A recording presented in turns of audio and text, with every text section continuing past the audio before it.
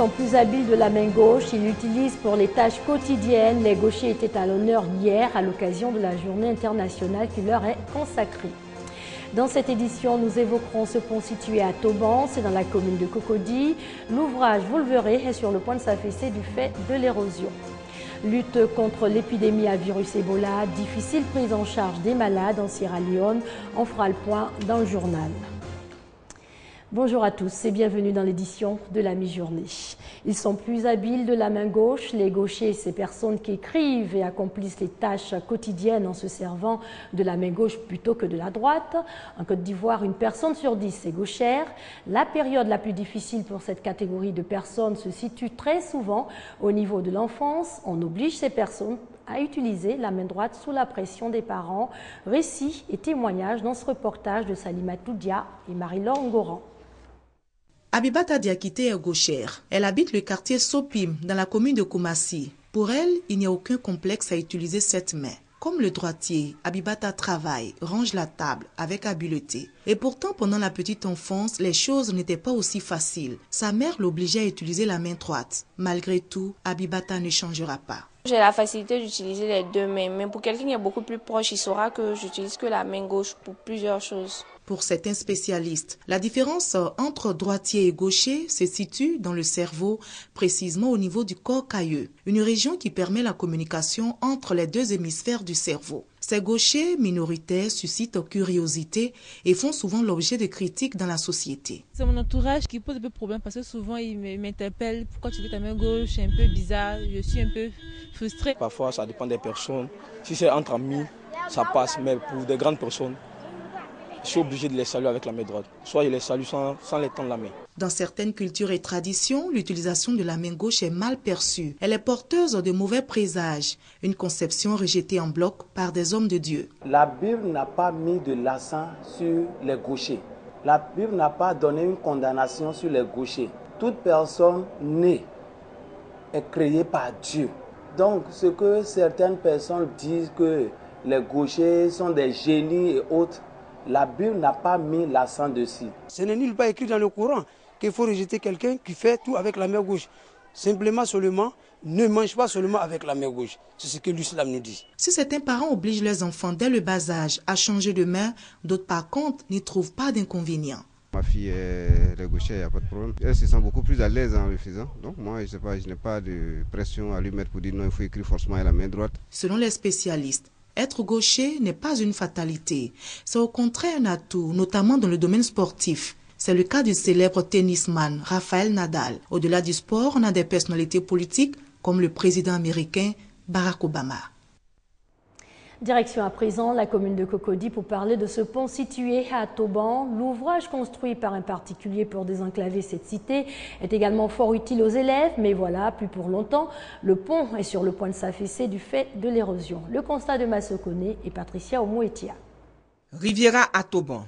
Il y a 6 ans, la fondatrice de cet établissement a construit un pont afin de désenclaver le quartier situé de l'autre côté du ravin. Un pont qui permet aux élèves du quartier d'avoir un accès plus facile à l'école et aux riverains de se déplacer aisément. Madame la fondatrice, en entreprenant de faire ce pont, c'est non seulement accorder un accès facile à nos élèves par rapport à notre établissement, mais également, depuis que nous avons construit ce pont, tous les riverains en profitent pour allier les deux quartiers d'Atoban et de Haute-Tranche. L'érosion due aux récentes pluies diluviennes et le grand nombre de véhicules qui y circulent, surtout aux heures de pointe, ont occasionné l'affaissement de ce pont. Cette structure menace de s'effondrer à tout moment au grand désarroi des riverains. Depuis ce pont est créé, ça nous a beaucoup servi. Mais pas nous seulement. Pour tous les habitants qui sont Cocody, Plateau, c'est ce pont et tout se passe. Je me suis rendu compte que c'est la dame seule qui avait fait sa chose, rien que pour son école. Maintenant, voilà que c'est devenu pour une voie publique. Tous ceux qui peuvent vraiment faire, gestes qui peuvent vraiment faire quelque chose, prendre coup de main pour elle, ça va être vraiment plus agréable. Les riverains souhaitent que des actions soient menées par les autorités pour soutenir l'action de ce particulier afin de leur permettre de joindre les deux bouts de ce ravin en toute sécurité. Littérature à présent, les secrets de l'excellence dévoilés dans un ouvrage. L'auteur, Lucien Soya, est à sa première œuvre littéraire. Cet ingénieur de son à la radiodiffusion télévision ivoirienne propose sa recette pour atteindre l'excellence dans tout ce que l'on entreprend. Pour devenir excellent dans tout ce que vous faites, commencez dès à présent par recenser vos atouts et vos faiblesses. Écoutez souvent ce que les gens disent de vous en ayant pour unique objectif l'épuration de vos défauts et l'intensification de vos qualités. Passage extrait du livre « Les secrets de l'excellence ». L'œuvre, un essai de 63 pages, indique sur la démarche à observer en vue d'atteindre l'excellence. L'auteur, Lucien Soya, est à son coup d'essai. Il entend encourager les jeunes à rechercher l'excellence dans leurs entreprises. Cela contribuera à l'émergence de la Côte d'Ivoire. Sans l'excellence des hommes, il n'est pas possible d'avoir un pays émergent. C'est parce qu'il y a des hommes qui travaillent, c'est parce que chacun à son niveau, que ce soit le président, les ministres, les directeurs, les maçons, les menuisiers, tous ceux qui travaillent font bien leur travail. C'est pourquoi on peut émerger, on peut devenir un pays émergent. Aux côtés de l'auteur, des hommes du sérail, mais aussi des personnalités des médias. Amadou Bakayoko, directeur général de la radiodiffusion télévision ivoirienne RTI, a dit toute sa satisfaction pour cette initiative de Lucien Soya, par ailleurs ingénieur de son à la RTI. Je suis impressionné puisque à un âge assez jeune, il se prononce sur une question finalement qui est au cœur de la vie de tout le monde. Comment réussir à atteindre ses objectifs, comment exceller. Donc c'est pour ça que j'ai souhaité m'associer à cette cérémonie pour l'encourager, puisque cette voie du développement personnel peut aider chacun d'entre nous dans sa carrière personnelle ou dans sa vie privée à atteindre ses objectifs et mieux vivre. Les secrets de l'excellence, l'œuvre jette un regard interrogateur sur les tréfonds de la capacité humaine. Plusieurs préoccupations ont été aussi traitées par l'auteur et des lecteurs pressés de s'ouvrir les chemins vers l'excellence. Durant 2 semaines, ils ont mis à profit leurs vacances. Ces jeunes que vous verrez dans le reportage qui va suivre se sont frottés à l'art, théâtre, danse, cinéma et musique. Démonstration de ce qu'ils ont appris. 2 semaines pour apprendre à 35 enfants âgés de 3 à 20 ans les rudiments de l'art. L'initiative est du Centre national de théâtre et du cinéma chrétien. Au cours de cette formation, les apprenants se sont initiés entre autres à la maîtrise du chant, de la danse, de la batterie, de la percussion et de la peinture. Ma formation s'est bien passée. Avant, je ne savais pas très bien dessiner, mais maintenant je sais bien dessiner. Avant, je ne connaissais pas le collage, maintenant je le connais. Pour l'initiateur, il est important d'inculquer ces valeurs de cohésion sociale aux enfants. Le Centre national de théâtre et de cinéma chrétien, depuis le 23 juillet jusqu'au 8 août, a formé des enfants au métier des arts du spectacle. Entendez par les arts du spectacle tout ce qui s'offre aux yeux, qui ne laisse personne indifférent. Aujourd'hui, les enfants ont des aptitudes en dessin, en peinture, en instruments de musique, en vocalisme, en chorégraphie, en mise en scène. C'est pourquoi le Centre national de théâtre et de cinéma chrétien veut proscrire et bannir la violence en Côte d'Ivoire. Sans distinction ethnique et religieuse, les enfants ont démontré leur savoir-faire à la grande satisfaction des parents.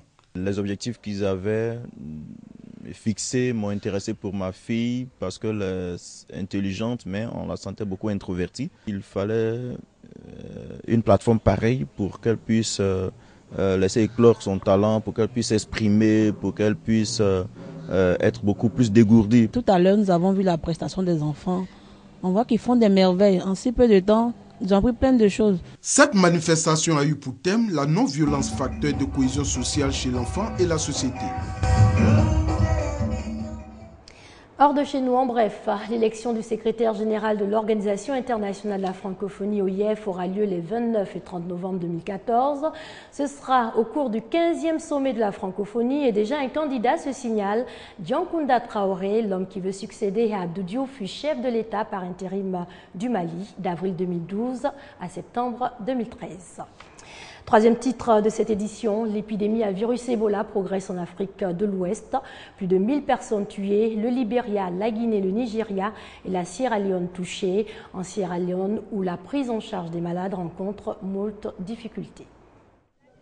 À l'entrée de Kenema, tous les véhicules marquent l'arrêt. Les passagers ont interdiction d'aller plus loin. Ils doivent d'abord se soumettre à des examens médicaux.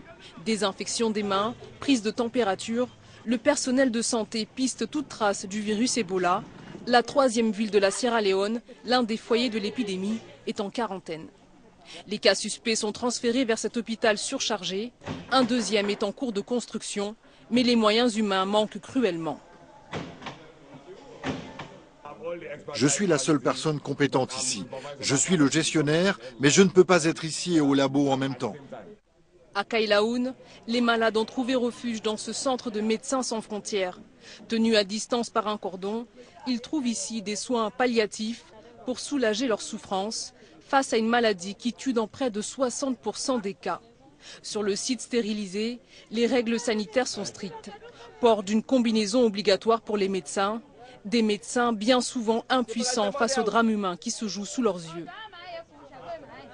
Je pense que ce qui est dur, c'est pas ceux qui sont en train de mourir, chez qui on peut vraiment plus rien faire à part essayer de leur adoucir la mort, de leur donner quelque chose contre la douleur et de faire en sorte qu'ils partent dignement. Et puis il y a ceux qui s'en sont sortis, considérés comme des miraculés, leur certificat de guérison entre les mains. Ils incarnent l'espoir pour ceux qui sont malades et deviennent des ambassadeurs de la prévention. Mustapha Feika est lui aussi un survivant. Il vient de quitter le centre d'isolement. Je vomissais, j'avais la diarrhée, je n'avais même plus la force de marcher, je ne pouvais pas manger. Ce bébé a eu moins de chance. Victime d'Ebola, son cadavre est transporté par une équipe spéciale qui se chargera de l'enterrement pour éviter que ses proches ne soient contaminés. Son corps est resté des heures dans la cour familiale, dans l'attente d'une ambulance. On manque de véhicules, tout simplement.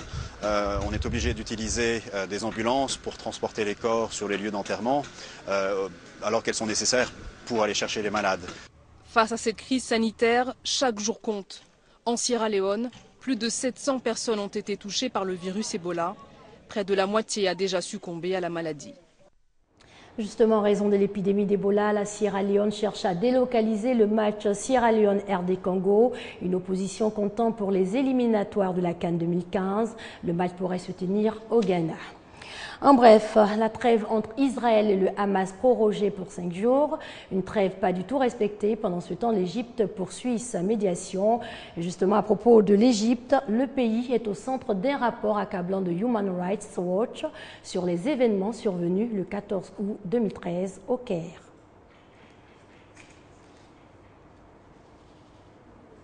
Contre les partisans de l'ex-président égyptien Mohamed Morsi.